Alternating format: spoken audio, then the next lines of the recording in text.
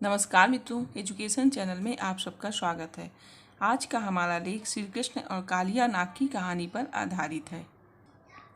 योगी राज भगवान श्री कृष्ण की असंख्य बाल लीलाओं में कालिया दहन की घटना बड़ी अहम है। कालिया नाग के फन पर नाचते हुए नागनथैया कृष्ण की छवि भयावह विषधर के ऊपर विराजमान परम ब्रह्म को दर्शाती है। प्राचीन काल में यमुना नदी बाढ़ के दिनों में विशाल गड्ढे बनाती थी। यह गड्ढे अंदर ही अंदर नदी से जुड़े होने की वजह से बेहद खतरनाक होते थे। इनकी गहराई के कारण इन्हें दह कहा जाता था। आज भी सुंदरवन के जंगलों में ऐसे दह यानी गहरे गड्ढे पाए जाते हैं जो अंदर ही अंदर समुद्र या नदी से जुड़े होते हैं। ऐसे ही एक यमुना दह में भयानक विषधर कालिया नाग निवास करता था, जिसकी कथा इस प्रकार से है। पुराणों के अनुसार कश्यप ऋषि की पत्नी कद्रू से उन्हें कई नागों की उत्पत्ति हुई थी। कहते हैं कालिया नाग भी कद्रू का ही पुत्र था।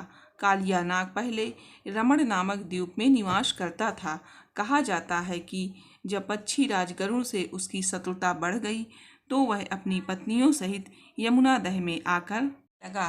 कालिया जानता था कि यही स्थान सुरक्षित है और यहाँ भगवान गरुड़ नहीं आ सकते, क्योंकि यहीं पर गरुड़ ने तपस्वी सौभरी ऋषि के मना करने पर भी यमुना कुंड से मछलियों को बलपूर्वक पकड़कर खा लिया था। इससे महर्षि सौभरी क्रोधित होकर गरुड़ को श्राप दे दिए थे कि अब यदि तुमने यहाँ आकर फिर दोबारा मछलियों को खाया तो उसी क्षण मृत्यु को प्राप्त हो जाओगे। इसी कारण से कालिया नाग अपने आप को यहाँ सुरक्षित मानता था। कालिया नाग के विष के कारण यमुना का जल जहरीला हो गया था, जिसके चलते गोकुलवासियों को बहुत सारी समस्याओं का सामना करना पड़ता था। वह उस जल का उपयोग भी नहीं कर सकते थे। लोगों के साथ ही साथ उस जल से पशु पक्षियों को भी खतरा पैदा हो गया था। कालिया दह या कुंड के स्थान पर जो भी जाता था उसे कालिया नाग खा जाता था, इसीलिए उसे कालिया दाह भी कहने लगे थे। कहा जाता है कि एक बार श्री कृष्ण अपने सखाओं के साथ गेंद खेल रहे थे और खेलते खेलते उनकी गेंद कालिया दह में गिर गई थी। गेंद लेने के लिए श्री कृष्ण यमुना के उसी स्थान पर कूद जाते हैं जहाँ पर कालिया नाग का निवास स्थान है, और सभी ग्वाल बाल डर के मारे यशोदा मैया के पास पहुँच जाते हैं और यशोदा मैया को कन्हैया के नदी में कूदने की सारी बात बताते हैं। यह सुनते ही मैया फूट फूट कर रोने लगीं। यह बात पूरे गोकुल धाम में फैल गई। सभी गोकुलवासी दौड़े दौड़े यमुना नदी के किनारे आ गए और उधर नदी में श्री कृष्ण को देखकर कालिया नाग की पत्नियों ने उन्हें वापस जाने को कहा, लेकिन भगवान श्री कृष्ण नहीं माने और तभी कालिया नाग जाग गया। कृष्ण ने कालिया नाग को यमुना नदी छोड़ने का आदेश दिया, लेकिन कालिया नाग ने मना कर दिया और भगवान श्री कृष्ण को मारने के लिए उन पर हमला कर दिया। कालिया नाग बहुत ही गुस्से में था।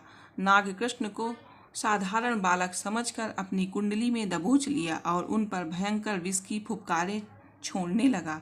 नाग से युद्ध कर भगवान श्री कृष्ण उसको समर्पण करने के लिए मजबूर कर देते हैं और कालिया नाग के फन पर भगवान श्री कृष्ण नागनथैया नाच करने लगते हैं। तब कालिया नाग दया की भीख मांगता है तो भगवान कहते हैं कि तुम वहीं जाओ जहाँ तुम पहले रहते थे। कालिया नाग कहता है, हे प्रभु, वहाँ तो आपका सेवक गरुड़ मेरी जान का दुश्मन है। तब श्री कृष्ण कहते हैं, तुम्हारे शीश पर मेरे चरणों के निशान देखकर गरुड़ तुम्हारा कुछ नहीं बिगाड़ेंगे। इसके बाद कालिया नाग भगवान को प्रणाम कर श्री कृष्ण को अपने फन पर उठाकर यमुना नदी से बाहर आ गया। भगवान श्री कृष्ण एक हाथ में गेंद एवं दूसरे हाथ से बंसी बजाते हुए वापस आए। यह सब देखकर गोकुलवासियों के खुशी का ठिकाना न रहा। अतः यह सब देखते हुए गोकुल गांव में उत्सव मनाया गया और उधर कालिया नाग अपनी पत्नियों सहित पुनः अपने स्थान को चला जाता है। मित्रों, उम्मीद करती हूँ आज की श्री कृष्ण और कालिया नाग की कहानी आप लोगों को पसंद आएगी। धन्यवाद मित्रों।